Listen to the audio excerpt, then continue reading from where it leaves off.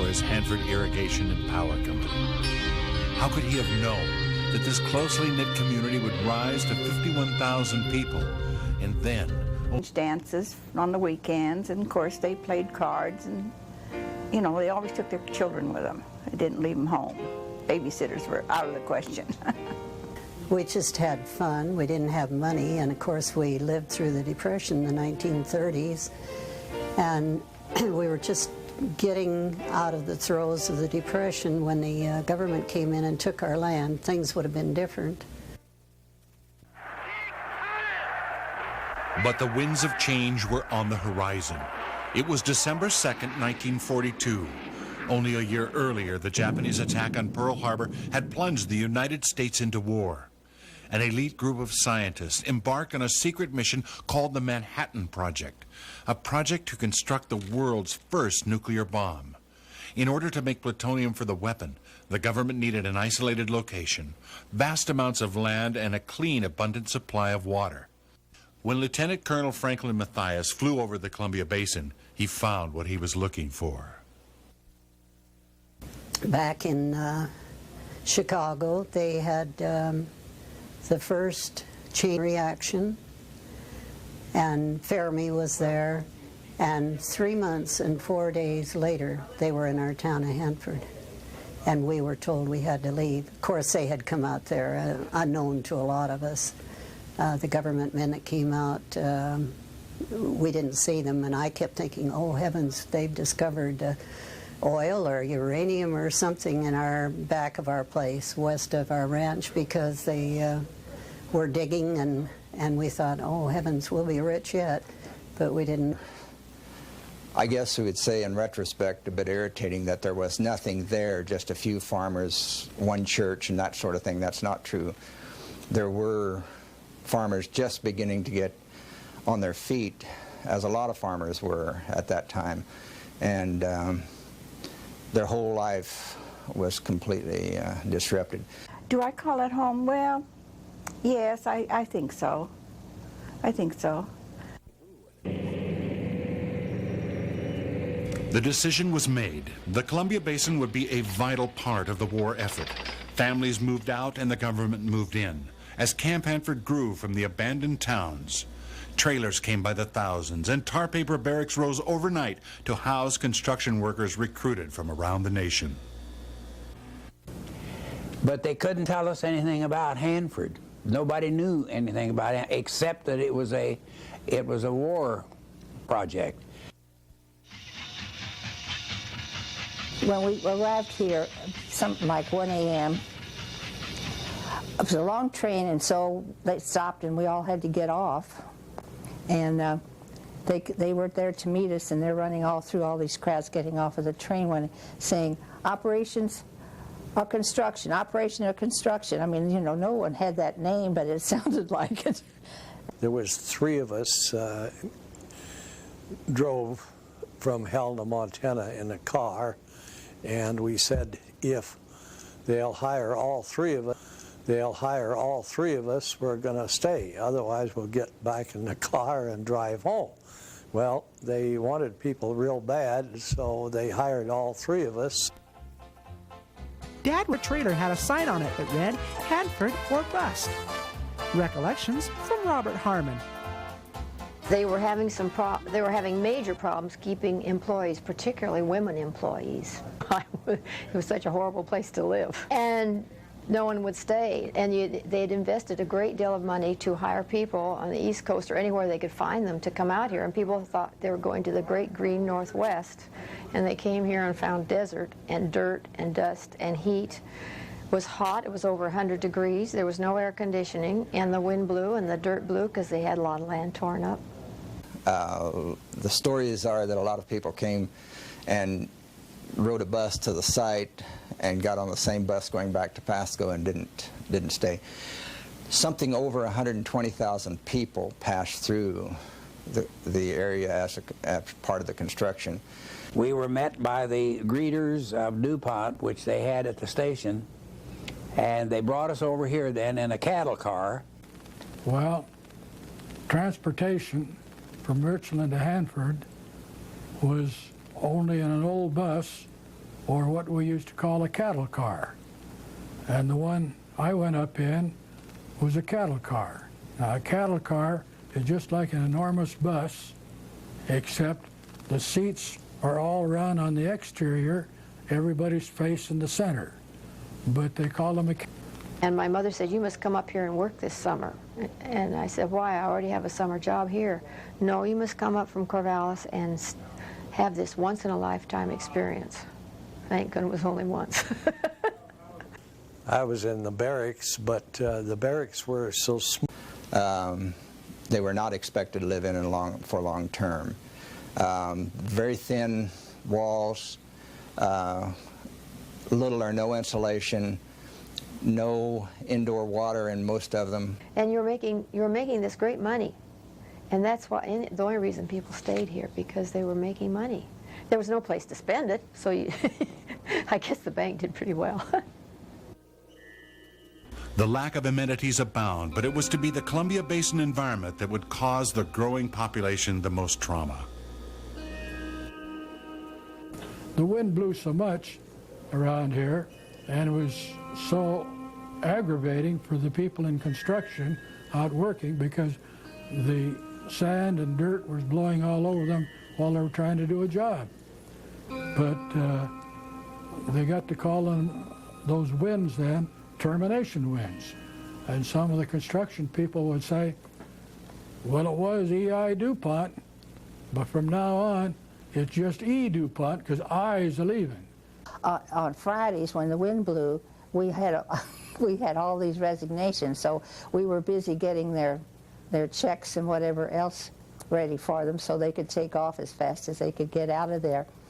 And that would have been nice. I lots of times thought I might do that, but then my husband didn't want to, so I didn't either. Before streets, grass, or trees, when the termination winds would blow, my mother served our meals in the pots with the lids on and our plates turned upside down. After saying grace, we would then turn the plates over when it came your turn to dish up. There was no need for pepper because you never knew how much to put on with all that dirt moving through the house. Recollections from Jim Brasina. House. We were assigned the first house on Farrow Lane. There were 2 B houses side by side. My dad worked with a man who lived in the second B house on the same side we lived in. About a week after we moved in, my mom heard the front door close and the closet opened for someone to hang up a jacket. She thought it was my dad, and they were carrying on a conversation with yes and no answers. She went into the living room to give my dad a kiss, and it was the neighbor man. For 2 months he repeated coming into our house, and only recognized he was in the wrong house when one of us appeared. Plants were hard to come by then, and Mother arranged to find a flower pot and put it on the front step. This let him know he was at the wrong house. Recollections by Geneva Hammer. It was a benevolent despotism on the part of the government. They did everything for you, but they required that you toe the line and do the things that they wanted. And it's true, if you wanted to, they would come out and change a light bulb for you, but people didn't ask for that kind of service. But they did maintain everything. They painted the houses. They took care of everything. In the spring of 1944, Camp Hanford was abandoned as the project went critical. The once sleepy community of Richland Village had now transformed into the 4th largest city in the state. The government built houses, shops, and offices lined the once barren landscape. But life in the community was far from ordinary as the code of silence echoed through the town. People today do not understand the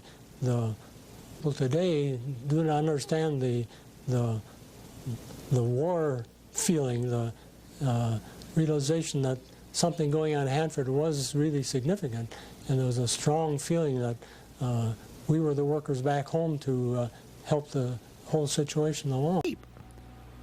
Recollections from George Barr.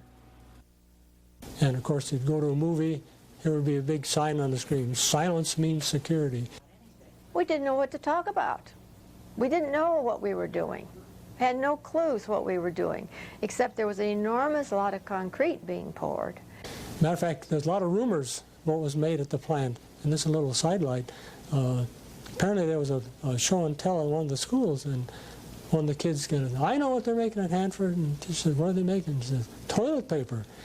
And she says, how do you know that? He says, my dad brings home 2 rolls of toilet paper in his lunch bucket every day. I remember going to school at the old Hanford school on half-day shifts because there were too many students and lack of space and teachers. And the day our teacher promised no test if we would just help her find her lost security badge. Recollections by Virginia Poe Morrison. And we didn't talk about reactors, we talked about a pile or the unit. And we didn't talk about plutonium, we talked about the product. Everything had a code name. The separations activities carried out in the 200 areas. And this is the way the whole plant was set up. Putting the test reactor in the 305 building required a lot of planning, not only in the design but also the procurement of the fuel rods. It was necessary to maintain the secrecy of the contents of the shipments. Special railroad cars were designed with false floorboards. The rods were stowed under the false floor, and the floor was covered with hay and loaded with horses. When the train arrived at the 300 area, the cars were loaded with horses. When the train arrived at the 300 area, the cars were opened and the horses released. Then, under the security of night, a crew would carefully remove the rods. Because of the massive area of the Hanford project, the arrival of horses did not create any particular interest. It was an 1945. In the darkness of a desert morning, on July 16, 1945, the atomic age is born. Thunderbolt gives a preview of its destructive force.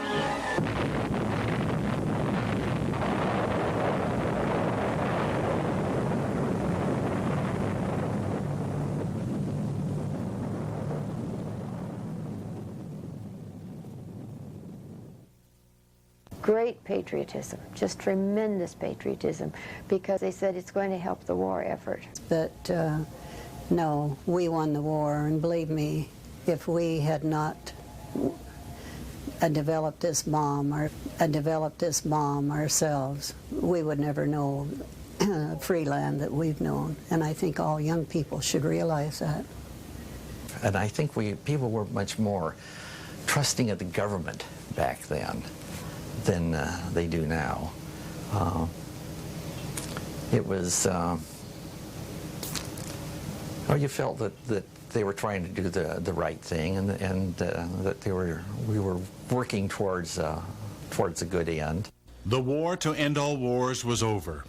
What to do with this desert community that had been created? Nuclear technology was now real.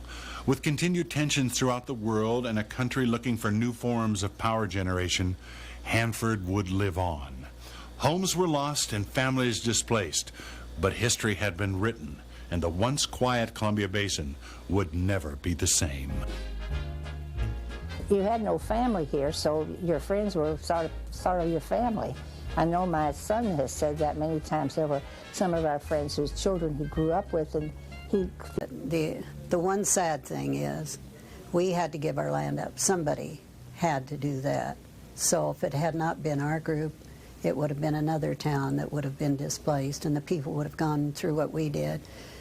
But the really sad part of the entire takeover was the fact that the pay wasn't ample to even go any place and buy anything else. My parents had to pay double the price for 2 acres and a little box-like house, no trees, 2 little tiny shrubs. I cried when I saw it. I just couldn't believe that, and they moved into,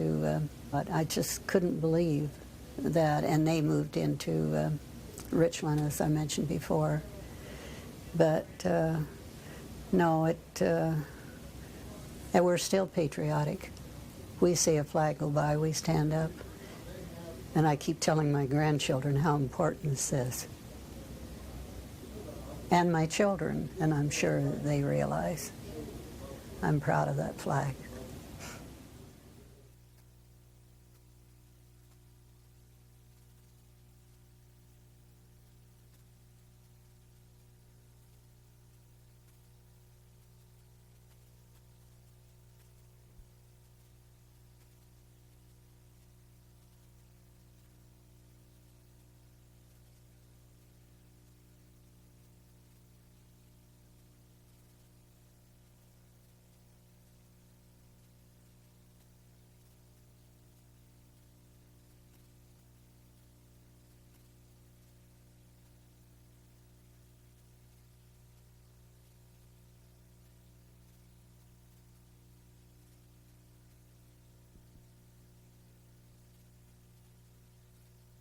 If we went out, we couldn't see our matching homes with no landmark trees.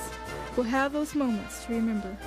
The days did come, the days did go. Oh my, how our new town did grow. We'll have those moments to remember. Hanford workers were a mighty band. We helped build this project grand. We'll have those moments to remember. Recollections by Irene Maxwell.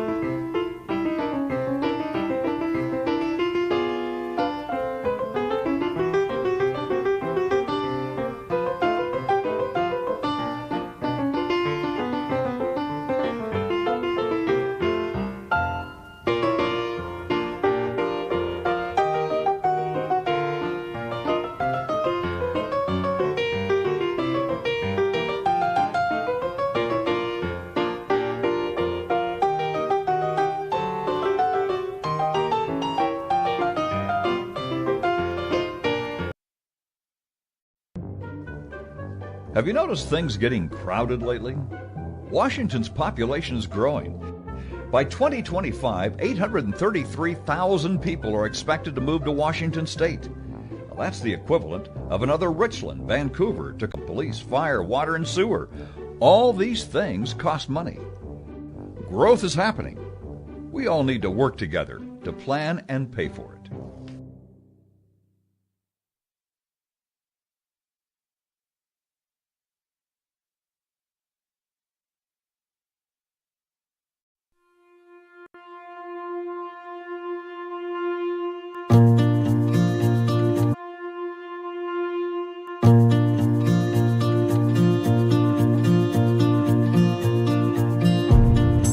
Water treatment's often. My name is Bill Riley. I'm one of the owners of William H. Riley & Company. My name is Bill Riley. I'm one of the owners of William H. Riley & Company, based in Portland, Oregon. We're the Northwest, and we're just really excited to be working with the city of Richland on their upgrade.